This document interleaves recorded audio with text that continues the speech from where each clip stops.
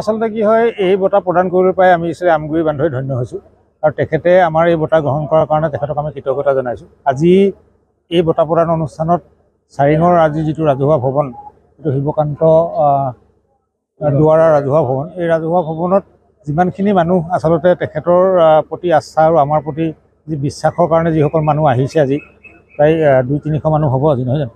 গতিকে এইটোৱে প্ৰমাণ কৰে যে তেখেতৰ প্ৰতি ইয়াত মানুহৰ তেখেতৰ প্ৰতি যিটো মৰম, যিটো শ্ৰদ্ধা, যিটো আন্তৰিকতা আছে আৰু আমাৰ এই আমগুৰি বান্ধৱী অনুষ্ঠানটোৰ প্ৰতি মানুহে গম পাইছে আজি আৰু তেওঁলোকেও বুজি পাইছে যে আচলতে আমি কি কাৰণে কি এটা উদ্দেশ্য আগত ৰাখি আমি লগ লাগিছোঁ আৰু এই কথাখিনি আমি লাহে লাহে প্ৰচাৰ আমাৰ হৈছে আৰু আমাৰ এই বঁটাটো এই বছৰ আমি তৃতীয়বাৰৰ কাৰণে দিছোঁ।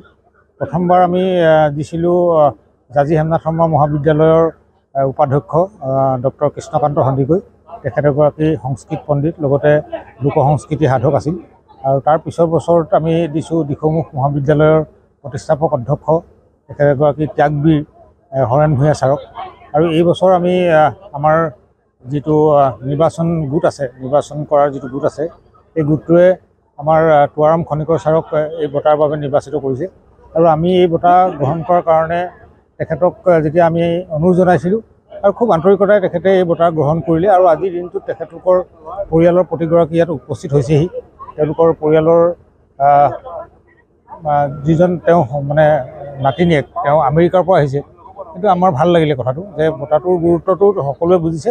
এই বঁটাটো আচলতে কি হয়, অকল ৰঙামুৱা বীৰ নহয়, ৰঙামুৱা বীৰৰ নামৰ এটা আদৰ্শ, এই আদৰ্শটোক আমি প্ৰক্ৰিয়া, এইটো প্ৰশংসনীয় প্ৰক্ৰিয়া আৰু এইটো আচলতে আমাক দিয়াতকৈ আমাতকৈ উপযুক্ত লোকক দিলে বেছি খাপ খালেহেঁতেন। তথাপিতো যিহেতু আমি বাছনিত উঠিলোঁ, আমি এইটো আনুষ্ঠানিকভাৱে গ্ৰহণ কৰিছোঁ।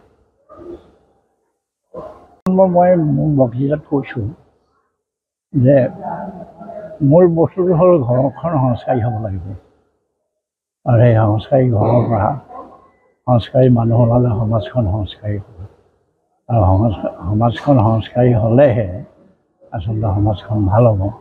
নহ'লে নতুন প্ৰজন্ম এফালে থাকিব, জ্যেষ্ঠসকলে এফালে থাকিব, কাৰো লগত কাৰো সম্পৰ্ক নঘটিব। নঘটাৰ ফলত যাৰ যি ইচ্ছা কৰিব পৰা হৈ যাব, যাৰ যি ক'বলৈ মন যায় ক'ব পৰা হৈ যাব। গতিকে সমাজখনৰ যিটো কাঠামো, সেই কাঠামোটো ভাঙি যাব। অসমৰ যি জাতীয় সংস্কৃতি আৰু জাতীয় পৰম্পৰা কথা, কাৰণ যিটো অভিলেখ সৃষ্টি কৰাৰ যিটো প্ৰক্ৰিয়া আৰম্ভ হ'ল, জাতীয় সংস্কৃতিৰ প্ৰতি যিটো বিভিন্ন ধৰণৰ মই বক্তৃতাত কৈছোঁ যিটো ফিউচন ঘটিছে, ফলত সংস্কৃতিৰ যিটো প্ৰকৃত স্বৰূপ, সেই স্বৰূপটো নাইকিয়া হৈ গৈ আছে আৰু অধিক ফিউচন ঘটিবলৈ যদি দিয়া যায় তেতিয়াহ'লে সংস্কৃতিটো আচলতে যিটো ৰূপত আমি পাবলৈ বিচাৰোঁ সেইটো ৰূপত সংস্কৃতি